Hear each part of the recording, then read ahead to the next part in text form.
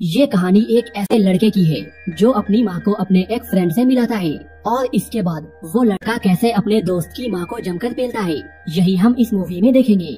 Movie के starting में हम एक अमीर परिवार को देखते हैं। शहर के सभी लोग इन्हें रिची फैमिली के नाम से जानते हैं। इस फैमिली की एक बहुत बड़ी टेक्सटाइल कंपनी होती है जिसकी शुरुआत मॉरिस ने की थी।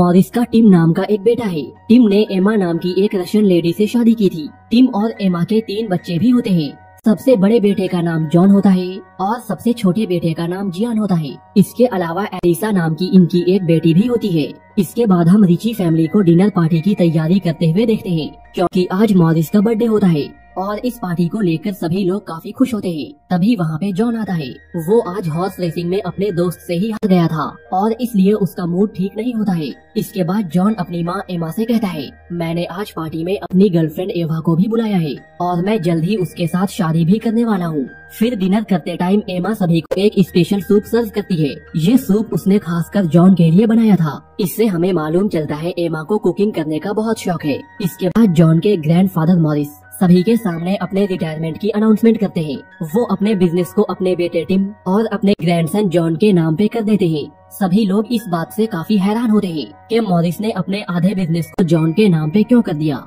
यहाँ पे एलिसा मॉरिस को अपनी बनाई हुई एक पेंटिंग दिखाती है, लेकिन मॉरिस उसके पेंटिंग पे ज्यादा ध्यान नहीं देता।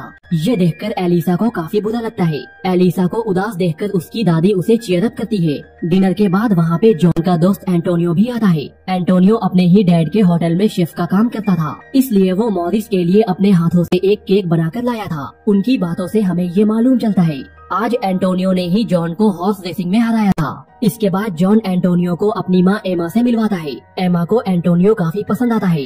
अगले दिन एमा जब घर का काम कर रही थी तभी उसे जॉन के कपड़े में एक सीडी और एक लेटर मिलता है। जॉन को ये लेटर एलिसा ने लिखी थी। लेटर में एलिसा ने लिखा था वो एक लेस्बियन है और वो एक लड़की से प्यार भी करती है। दरअसल एलिसा ने ये बात जॉन को इसलिए लिखी थी क्योंकि पूरी फैमिली में इकलौता वही था जो उसकी फीलिंग को समझ सकता था। इसके बाद हम जॉन को देखते हैं। वो एंटोनियो से मिलने के लिए आया हुआ था। यहाँ वो एंटोनियो से एवा के बर्थडे पार्टी के अरेंजमेंट्स करने के लिए कहता है। इस पार्टी में वो एवा को शादी के लिए प्रपोज भी करने वाला था। बातों ही बातों में एंटोनियो जॉन से कहता है, मैं अपने डैड के होटल में शेफ का काम मजबूरी में करता हूँ और मेरे डैड की बिल्कुल भी नहीं बनती और इसलिए एंटोनियो अपना खुद का रेस्टोरेंट खोलना चाहता है। इस पर जॉन एंटोनियो से कहता है, मेरे डैड की एक खाली प्रॉपर्टी है, क्यों ना हम दोनों मिलकर वहाँ पे एक रेस्टोरेंट खोले। तुम्हारे पास रेस्टोरेंट चलाने का एक्सपीरियंस भी है। ये सुनकर एंटोनियो खुश हो जाता है।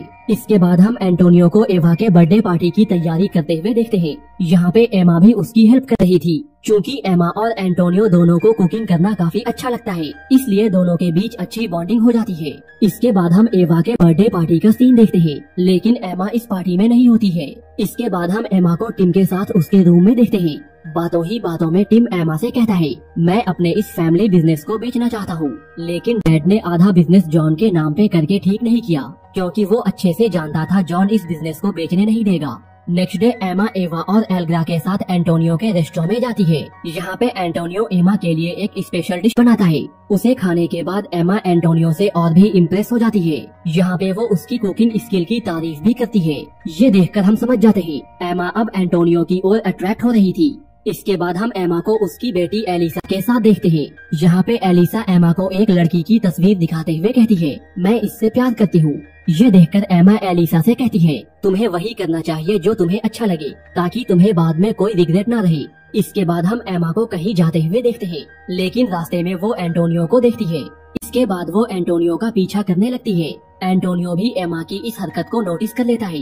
फिर यहाँ पे दोनों एक दूसरे से मिलकर ऐसा प्रेटेंड करते हैं जैसे दोनों इत्तेफाक से मिले हों।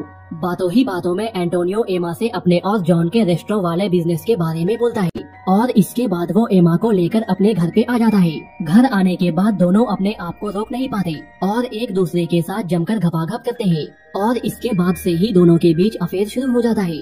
फिर एक दिन हार्ट अटैक से अचानक मॉरिस की मौत हो जाती है। मॉरिस के मरने के बाद टिम सारे शेयर होल्डर्स को अपनी ओर कर लेता है और वो उनसे कंपनी को बेचने के बारे में कहता है। इसी बात को लेकर एक मीटिंग भी होती है और इस मीटिंग में जॉन भी होता है। जॉन शेयर होल्डर्स को समझाते हुए कहता है, हमें इस कंपनी को नहीं बेचना चाहिए, लेकिन कोई भी शेयर होल्डर्स जॉन की बात को नहीं मानते। इसके बाद सब लोग ये डिसाइड करते हैं इस कंपनी को फॉरेन इन्वेस्टर्स को बेच दिया जाएगा जो कि अगले हफ्ते कंपनी को खरीदने के लिए यहाँ पे आएंगे। इन्वेस्टर्स के वेलकम के लिए टिम अपने घर पे एक पार्टी का अरेंजमेंट भी करता है। कंपनी बेचने वाली बात को लेकर जॉन काफी परेशान हो जाता है और फ्रस्ट्रेट होकर वो एलिसा से मिलने के लिए जाता है, लेकिन एलिसा को भी इस बात से कोई फर्क नहीं पड़ता। इसके बाद जॉन जाकर एंटोनियो से मिलता है और उसे रेस्टोरेंट के पेपर्स देता है। साथ ही वो एंटोनियो से इन्वेस्टर्स के वेलकम पार्टी को अरेंज करने के लिए कहता है और एंटोनियो भी उस पार्टी को मैनेज करने के लिए मान जाता है। इसके बाद हम एमा और एंटोनियो को देखते हैं। वो दोनों साथ में काफी टाइम स्पेंड करते हैं और इसके बाद दोनों एक दूसरे की प्यास को शांत भी करते हैं। घपाघप के बाद एंटोनियो एमा के बाल को काटता है और बदले में एमा एंटोनियो को वही स्पेशल सूप बनाना सिखाती है। थोड़ी देर बाद जॉन भी यहाँ पे आ जाता है, लेकिन एंटोनियो उसे यहाँ पे नहीं मिलता। तभी जॉन वहाँ पे एमा के कटे हुए बालों को देखता है, लेकिन वो बालों को देखकर भी इग्नोर कर देता है। इसके बाद हम पार्टी का सीन देखते हैं। यहाँ पे टीम सारा बिजनेस फॉरेन इन्वेस्टर्स को बेचने वाला था और इस पार्टी को एंटोनियो ने काफी अच्छे से मैनेज किया था और एमा भी इस काम में एंटोनियो की काफी हेल्प करती है। इस पार्टी में जॉन का मूड काफी ऑफ होता है। जॉन का मूड ऑफ देखकर एवा उससे कहती है, मैं तुम्हारे बच्चे की माँ बनने वाली हूँ। ये सुनकर जॉन काफी खुश हो जाता है। इसके बाद डिनर में एंटोनियो सबके लिए वही सूप बनाकर लाता है जिसकी रेसिपी उसे एमा ने बताई थी। सूप देखकर जॉन ये समझ जाता है एंटोनियो और उसकी माँ का अफेयर चल रहा है। ये जानकर जॉन गुस्से में वहाँ से निकल जाता है। जॉन को समझाने के लिए एमा भी उसके पीछे पीछे आती है और यहाँ पे उन दोनों के बीच बहस हो जाती है। तभी अचानक से जॉन का पैर फिसल जाता है और उसका सर एक पत्थर से जा लगता है, जिसके बाद सब लोग जॉन को लेकर हॉस्पिटल पहुंच जाते हैं, लेकिन यहाँ पे जॉन की मौत हो जाती है। जॉन की मौत का सबसे ज्यादा दुख एमा को होता है और इसलिए वो जॉन के फ्यूनरल के बाद टिम से सारी बातें बोल देती है और कहती है, मैं एंटोनियो से प्यार करती हूँ। एमा और एंटोनियो के अफेयर के बारे में जानने के बाद टिम उसे अपने घर से चले जाने के लिए कहता है। ये सुनने के बाद एमा सारा सामान लेकर वहाँ से जाने लगती है, लेकिन तभी वो अपनी बेटी एलिसा को देखती है। एमा को देखकर एलिसा समझ जाती है उसकी माँ अब अपनी जिंदगी अपने मन के अनुसार जीने जा रही है और इसलिए उसे अपनी माँ का यह फैसला काफी अच्छा भी लगता है। इसके बाद हम एमा को एंटोनियो के साथ एक केव में देखते हैं और यही ये मूवी खत्म हो जाती है।